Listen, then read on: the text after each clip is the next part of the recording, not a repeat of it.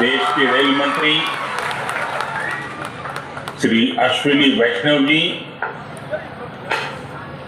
कार्यक्रम में देश के कोने कोने से जुड़े केंद्रीय मंत्रिमंडल के अन्य सदस्य, विभिन्न राज्यों के गवर्नर, मुख्यमंत्रीगण, राज्य मंत्रिमंडल के मंत्री श्री, सांसदगण, विधायकगण, अन्य सभी महानुभाव और मेरे प्यारे भाइयों और बहनों, विकसित होने के लक्ष्य की तरफ कदम बढ़ा रहा भारत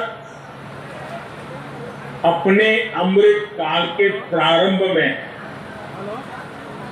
नई ऊर्जा है, नई प्रेरणा है, नए संकल्प है। इसी आलोक में आज भारतीय रेल के इतिहास में भी एक नए अध्याय की शुरुआत हो रही है। भारत के करीब 1300 प्रमुख रेलवे स्टेशन अब अमृत भारत रेलवे स्टेशन के तौर पर विकसित किए जाएंगे, उनका पुनर्विकास हो, आधुनिकता के साथ हो। इसमें से आज 508 अमृत भारत स्टेशनों के पुनर्निर्माण का काम शुरू हो रहा है और इन 508 अमृत भारत स्टेशन के नवनिर्माण पर करीब 25,000 करोड़ रुपए खर्च किए जाएंगे। आप कल्पना कर सकते हैं, ये देश के इंफ्रास्ट्रक्चर के लिए, रेलवे के लिए और सबसे बड़ी बात है मेरे देश के सामान्य नागरिकों के लिए ये कितना बड़ा अभियान होने वाला है। इसका लाभ देश के लगभग सभी राज्यों को मिलेगा।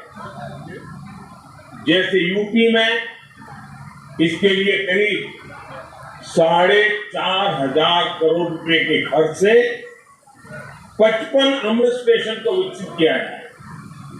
राजस्थान के भी 55 railway station Amrit Bharat station बनेंगे।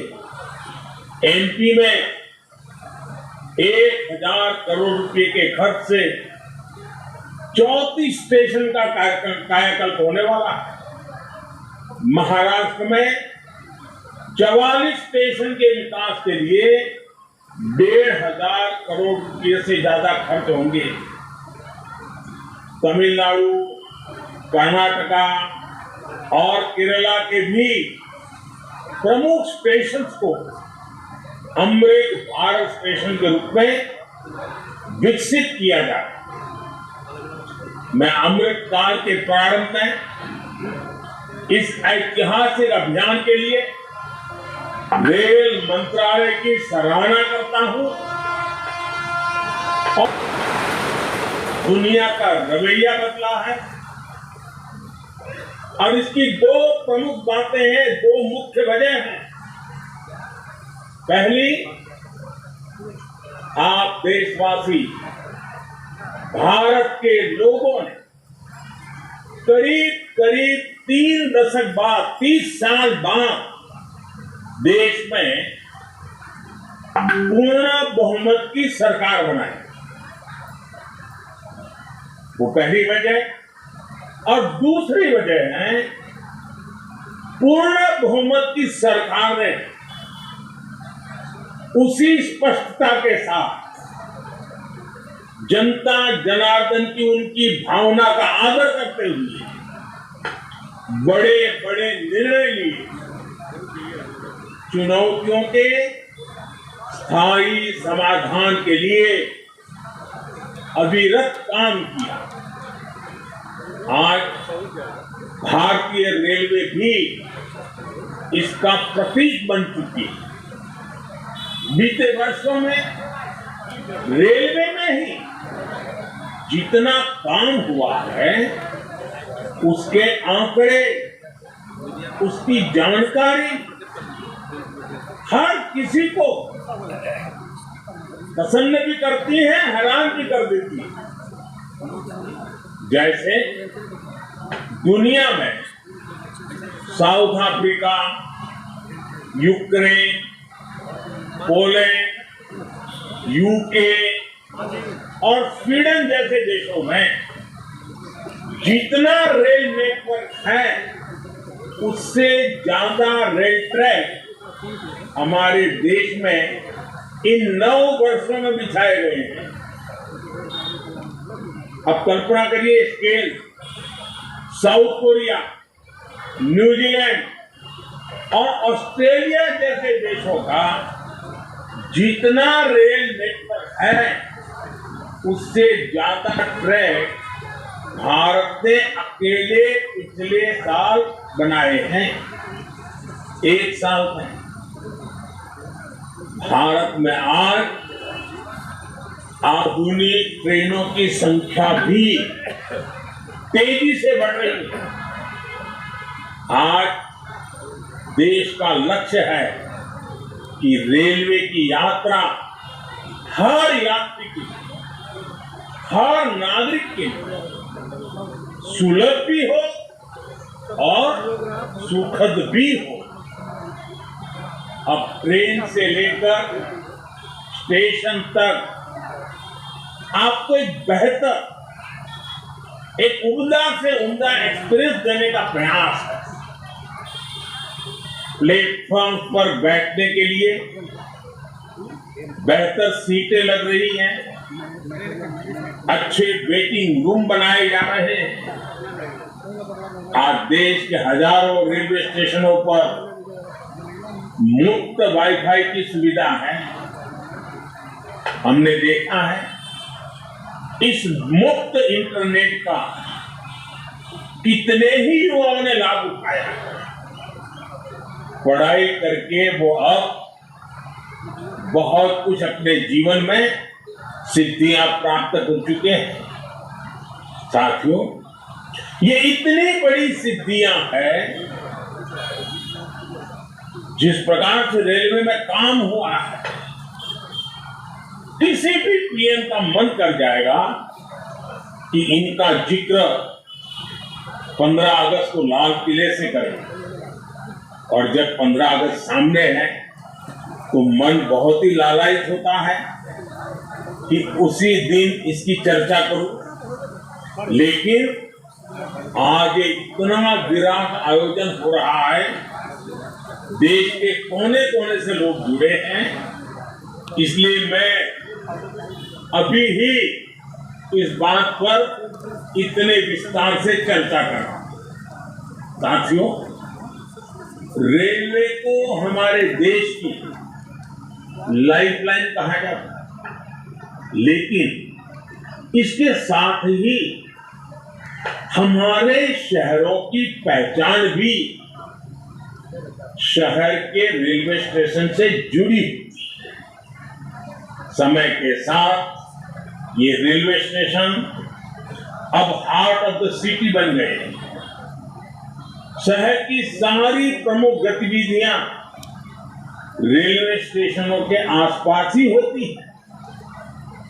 इसलिए आज बहुत आवश्यक है कि हमारे रेलवे स्टेशनों को नए आधुनिक स्वरूप में ढाला जाए।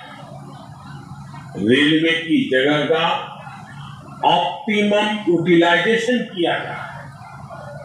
साथियों, जब देश में इतने सारे नए आधुनिक स्टेशन बनेंगे तो उससे विकास को लेकर एक नया माहौल भी बनेगा। देसी विदेशी कोई भी पर्यटक जब ट्रेन से इन आधुनिक स्टेशनों पर पहुंचेगा तो राज्य की, आपके शहर की पहली तस्वीर उसे जरूर प्रभावित करेगी, वो यादगार बन जाएगी।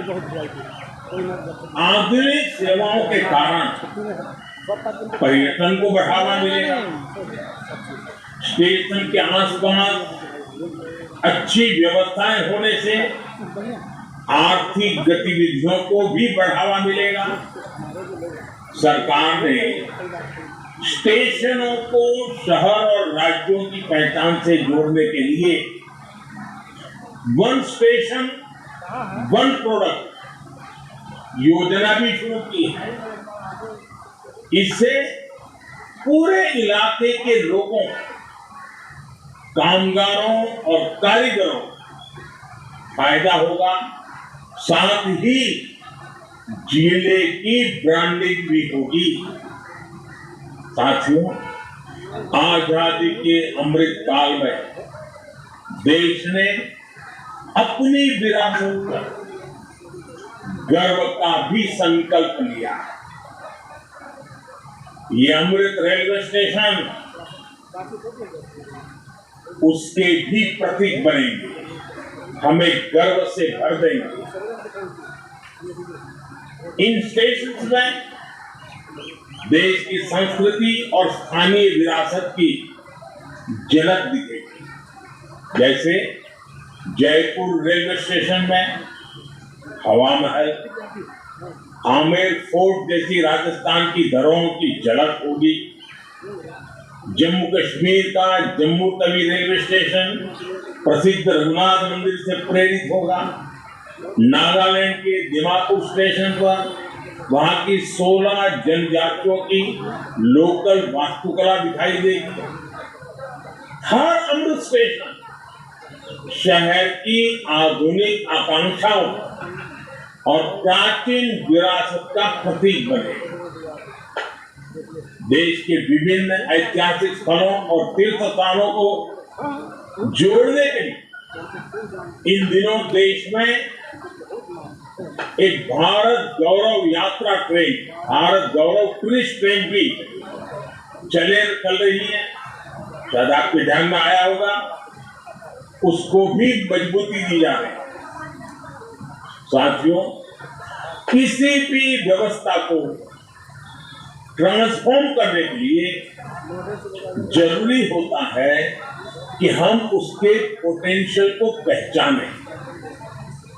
भारतीय रेल में तो ग्रोथ को रफ्तार देने का अपार पोटेंशियल है। इसी सोच के साथ बीते 9 वर्ष हमने रेल में रिकॉर्ड इन्वेस्टमेंट किया। इस साल के रेलवे को 2.5 लाख करोड़ रुपए से ज्यादा का बजट दिया गया है। ये बजट 2014 की तुलना 5 गुना ज्यादा है। आज एक होलिस्टिक सोच के साथ रेलवे के समग्र विकास के लिए काम हो रहा है। इन 9 वर्षों में लोकोमोटिव उत्पादन में भी 9 गुना की वृद्धि हुई है। आज देश में पहले की अपेक्षा 13 गुना ज्यादा HLB कोच बन रहे हैं। साथियों, नॉर्थ ईस्ट में रेलवे के विस्तार को भी हमारी सरकार ने प्राथमिकता दी।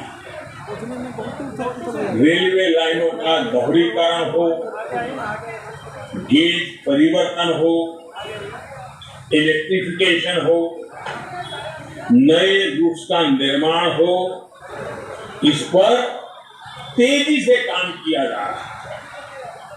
जल्द ही पूर्वोत्तर के सभी राज्यों की राजधानियां रेलवे नेटवर्क से जुड़ जाएगी। नागालैंड में 100 साल बाद दूसरा रेलवे स्टेशन बना है।